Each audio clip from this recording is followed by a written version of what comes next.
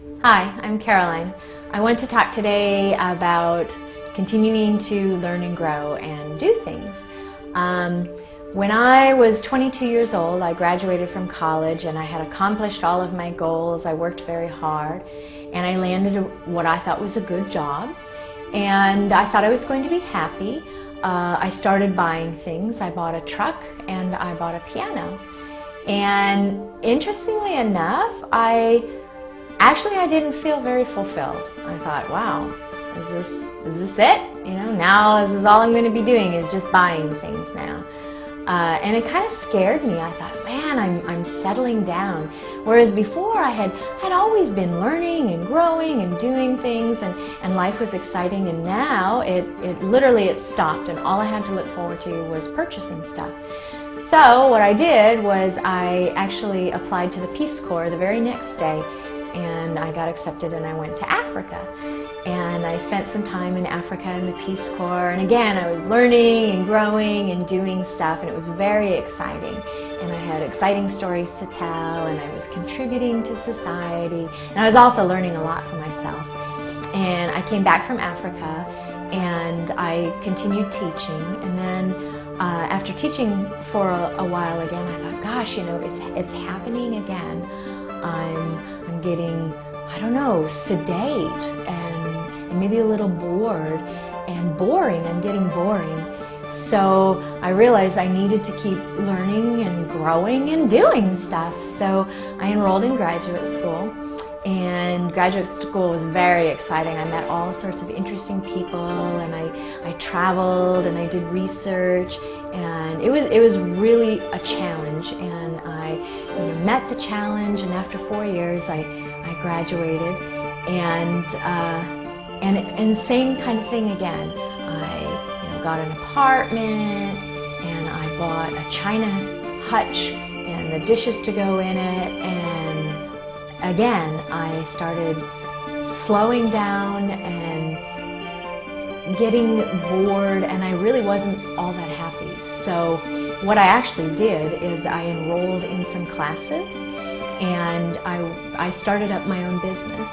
On top of having a job, I was a professor, and I started my own consulting business, which was very exciting, because I was always given new contracts to work with schools and improve their test scores and write different curricular materials and stuff like that. But anyway, my whole point is it's exciting to keep learning and growing and doing stuff, and you become, I don't know, not so bored with life, and you become interested in things, and it's far more important to be interested in stuff than to have stuff. And it's true, I haven't accumulated as many things as some of my friends. I don't have a boat or whatever, but I have a lot of experiences, and I can talk with all different kinds of people, and I'm never going to stop learning and growing. And actually, my role model has always been my grandmother. She has now passed away since, but she took classes into her 90s. She would always plan a trip. She would study the language. She would study the culture and the history, and then she would plan a trip to that location. My grandmother passed away at, I think it was 94 years old.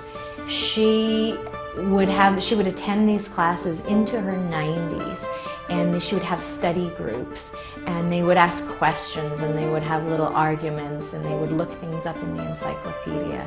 And that's what I want to be like. I want to be always, you know, reading new books and able to talk to people and know what's going on in this world. And I think that's why I'm a happy person. A lot of people, you know, they tell me, oh, Caroline, you're not burned out. You're not one of those educators who's gotten sick of life.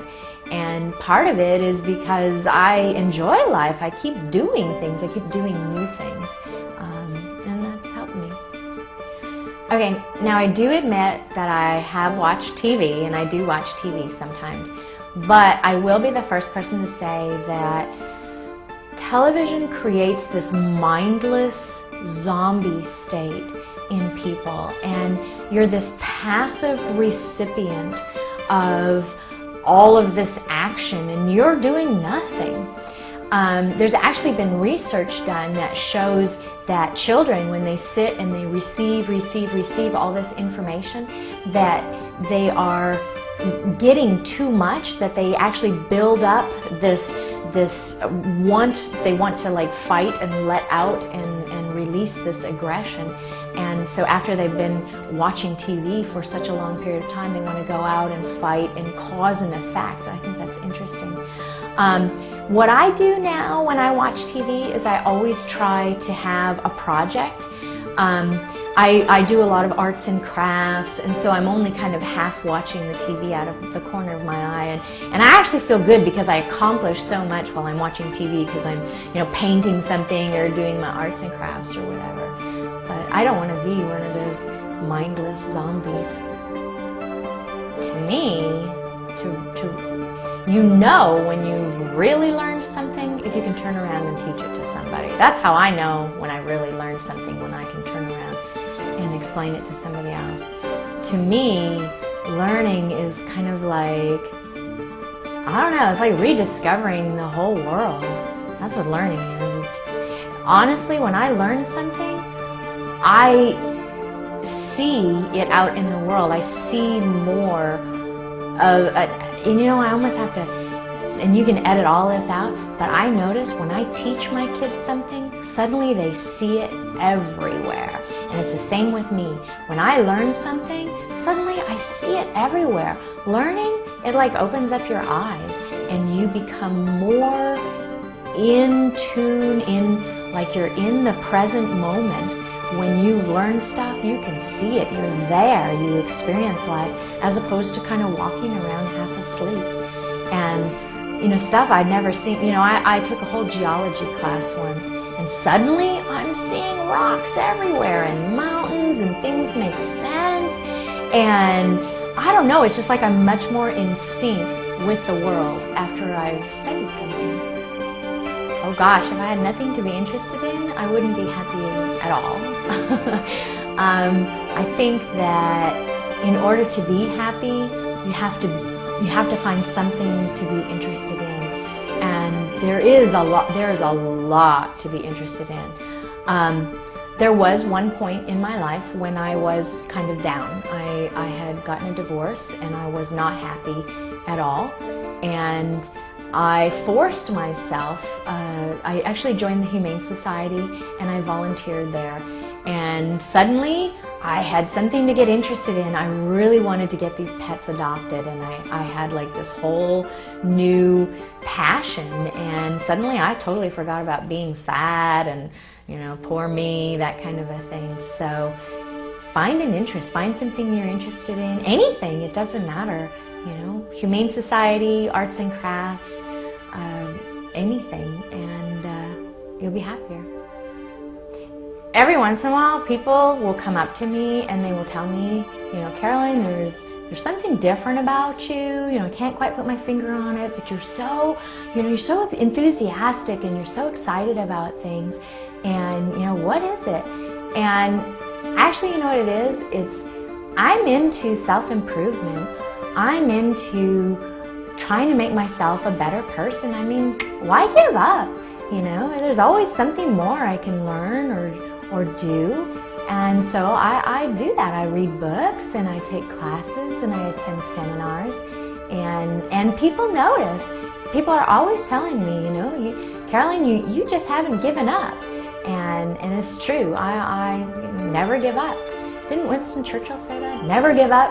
Never give up, never give up. I think that was his graduation speech at Harvard, or he's invited to give some big speech. That's what he said, never give up. So, you know, do those self-improvement things. You'll actually find that you will become more enthusiastic, and people will notice it in you, and you'll look younger.